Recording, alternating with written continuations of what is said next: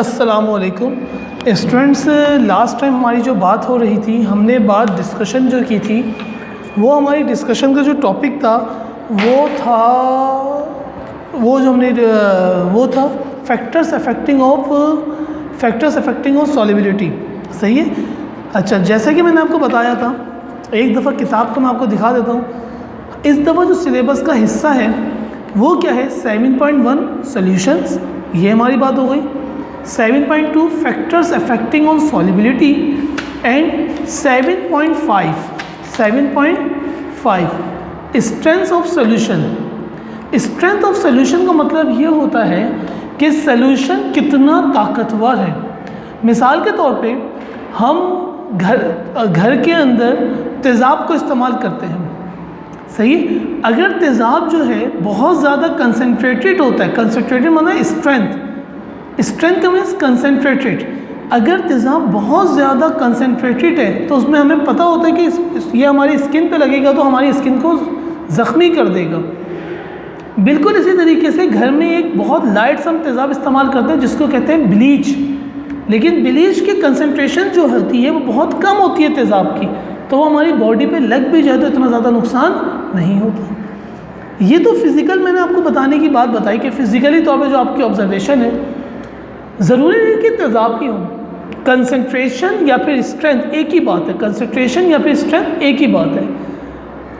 मिसाल के तौर पे हमने फिज़िकली एक अप्रोच और दे देता हूँ। हमने एक गिलास में शुगर को डिज़ोल्व किया और उसको टेस्ट किया। अगर उसकी हमें शुगर जो उसमें कम महसूस हुई, कि कम डली हुई है, सही है। एक ऑब्जर्वेशन का गिलास हो गया, दो गिलास लिए, एक गिलास में शुगर जो है वो 2 स्पून डाली, एक में 4 स्पून डाली शुगर, तो मैं बोलूँ किसकी कंसंट्रेशन या किसकी स्ट्रेंथ ज़्यादा है या फिर कंसंट्रेशन ज़्यादा है, आप उसको टेस्ट करेंगे और आप बता देंगे कि सर इसकी कंसंट्रेशन ज़्यादा है और इसकी कंसंट्रेशन कम है, इसमें मिठास ज़्यादा है, इसमें मिठास कम है। एक बात तो ये हो गई। अब ये तो फिज़िकली तो हमें पता चल गया टेस्ट करके, लेकिन ज़रूरी तो नहीं है कि हर दफ़ा हमें टेस्ट ही करना पड़े, बल्कि ऐसा ऐन मुमकिन है और बहुत सी जगहों पे ऐसा होता है जो हैज़ल्डस होते हैं, पॉइजन्स होते हैं, जिसको टेस्ट नहीं किया जा सकता, उसकी स्ट्रेंथ मालूम करने के ये 4-5 तरीके लिखे हुए हैं। मोलैलिटी, मोल फ्रैक्शन, परसेंटेज और नॉर्मेलिटी। ये 5 मेथड्स हैं जिसके ज़रिए कैलकुलेशन के ज़रिए कैलकुलेट कर सकते हैं किसी भी चीज़ की कंसंट्रेशन को। अब क्योंकि ये न्यूमेरिकल बेस है, जैसा कि आप लोगों को नीचे नज़र भी आ रहा होगा, न्यूमेरिकल्स लिखे हुए हैं, ये फार्मूलाज लिखे हुए हैं। फिर पेज को टर्न करेंगे तो यहाँ पे आप देखेंगे तो आपको न्यूमेरिकल्स बाकायदा सॉल्यूशन के साथ मौजूद हैं। इसको करने से पहले कुछ बेसिक आपको ज़रूर पता होना चाहिए, वरना ये न्यूमेरिकल्स जो है वो हम नहीं कर पाएंगे। तो आज जो मैं क्लास ले रहा हूँ बेसिकली वो बेसिक ऑफ केमिस्ट्री है, बेसिक ऑफ न्यूमेरिकल्स कह लें, जो आपको लाजमी पता होना चाहिए। सबसे पहली बात कर लेते हैं मोल्स की। सबसे पहले किसकी बात कर लेते हैं? मोल्स की। मोल्स कहते हैं तादाद को। किसको कहते हैं? तादाद को। What is moles? मिसाल के तौर पे एक वाटर का गिलास है या एक किसी और चीज़ का गिलास है, तो उसके अंदर ये पानी का गिलास रखा हुआ है, इसके अंदर पूरा पानी भरा हुआ है, वाटर भरा, तो इसके अंदर जो एक मॉलिक्यूल है वो किसका है? H2 का। ये 1 मोल कहलाएगा। How many moles of H2? ये कितने मोल है? 1 मोल, ये 2 मोल, ये 3, 4, 5, 6, 7, 8, 9, 10। इस तरीके से लाखों करोड़ों अरबों खरबों वाटर के मोल्स मिलते हैं तो कप ऑफ अ गिलास बनता है। नंबर मोल्स का फार्मूला क्या होता है मोल्स मालूम करने का? मोल्स बराबर होता है mass in gram divided by molecular mass के। अगर मुझे कोई भी मॉलिक्यूल है, कोई भी एटम है, कोई भी एलिमेंट है, उसका अगर मुझे मास पता है और उसका मॉलिक्यूलर मास मुझे पता है तो मैं उसके क्या मालूम कर सकता हूँ? मोल्स आसानी से कैलकुलेट किए जा सकते हैं। तो आज हम बात कर लेते हैं कि मॉलिक्यूलर मास कैसे मालूम करते हैं। क्या बात कर लेते हैं भाई आज कि how to find the molecular mass. Today's topic is how to find the molecular mass. How to find the molecular mass? For example, ले लेते हैं नंबर 1 वाटर की H2O। अगर मैं आपसे कहूं कि बताओ मुझे वाटर का मॉलिक्यूलर मास क्या होगा, तो आप लोगों ने सबसे पहले पीरियोडिक टेबल ओपन किया। आप लोगों की बुक के अंदर पीरियोडिक टेबल बना हुआ होगा।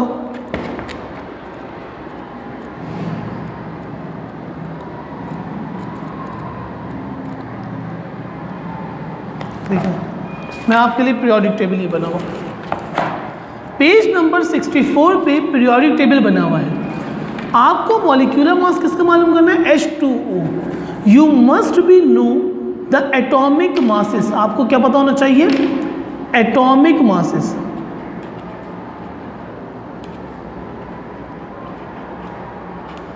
एटॉमिक मासेस आपको गिवन होते हैं। एटॉमिक मासेस आपको गिवन होते हैं। ये एटॉमिक मासेस कहाँ से पता चलते हैं? With the help of periodic table से। अब हमने पीरियोडिक टेबल से हाइड्रोजन का और ऑक्सीजन का एटॉमिक मास लिखना है। मैंने सबसे पहले लिखा हाइड्रोजन और फिर लिखा ऑक्सीजन। मैं पीरियोडिक टेबल पे आया। पीरियोडिक टेबल में सिंबल के लिखा हुआ H for hydrogen. Atomic mass या एटॉमिक, इसका एटॉमिक वेट है। नीचे के लिखा हुआ एटॉमिक वेट मतलब atomic mass 1.008 which is approximately equal to 1। उसके बाद दूसरे नंबर पे हमें किसका एटॉमिक मास ढूंढना है? ऑक्सीजन में। इधर मैंने देखा ऑक्सीजन ऑक्सीजन ऐसे बिल्कुल यहाँ पे गई ऑक्सीजन, ये लिखा हुआ।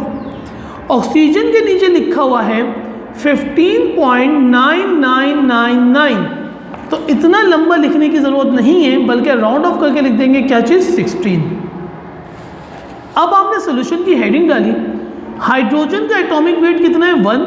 आपने 1 लिख दिया। यहाँ पे कितने हाइड्रोजन है? एक हाइड्रोजन का 1 है। यहाँ पे कितने हाइड्रोजन है? 2। तो 1 मल्टीप्लाई बाय 2। जब एक एलिमेंट से दूसरे एलिमेंट पे जाते हैं और हाइड्रोजन से ऑक्सीजन में जाते हैं तो दरमियान में प्लस का साइन आता है, प्लस। ऑक्सीजन का एटॉमिक मास होता है 16।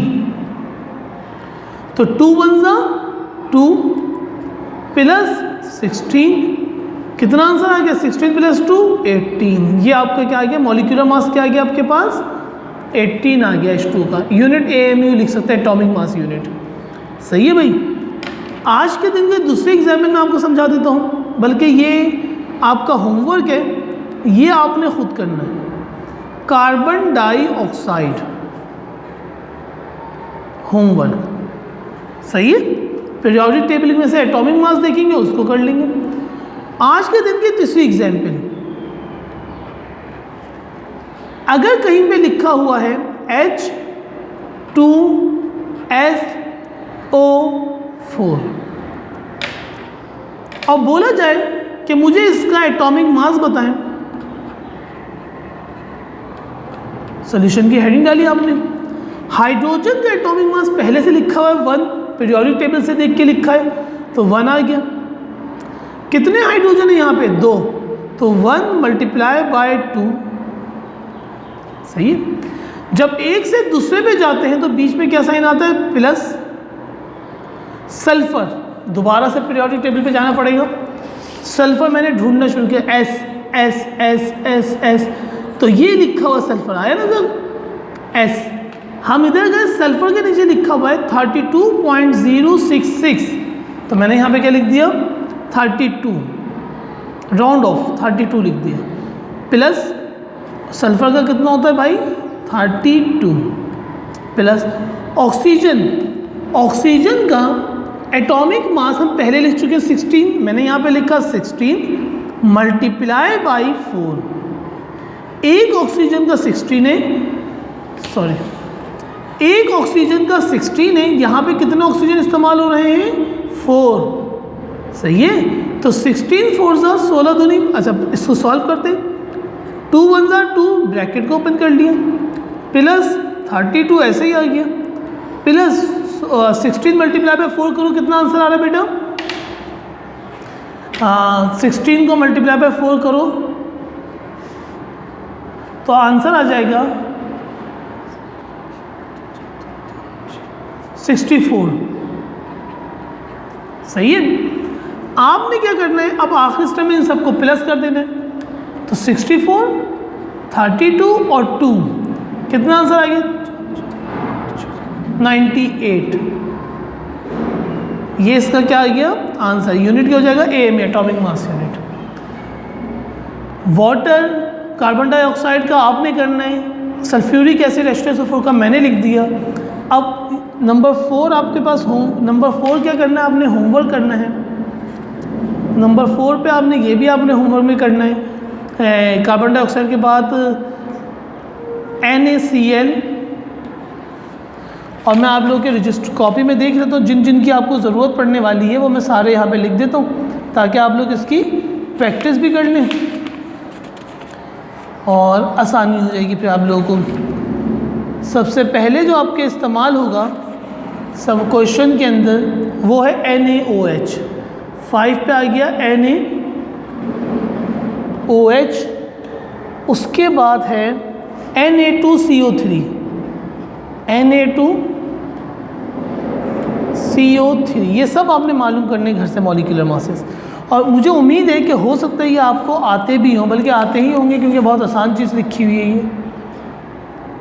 और बस ये आपके 3 होमवर्क है, ये भी होमवर्क है, ये भी होमवर्क है और ये भी आपका क्या है होमवर्क। क्योंकि नेक्स्ट से नेक्स्ट क्लास के अंदर, क्योंकि अब इसके बाद वाली क्लास में मैं आपको मोल्स निकालना सिखाऊंगा, उससे बाद वाली क्लास में हम न्यूमेरिकल्स करेंगे, लिहाजा उससे पहले पहले ये आपने ज़रूर करके रखने हैं। कल की क्लास के अंदर ये इस्तेमाल होंगे। सही है। तो अब आप आज की क्लास को एंड करता हूँ मैं और इंशाल्लाह नेक्स्ट क्लास में हम इसके ऊपर डिस्कशन करेंगे।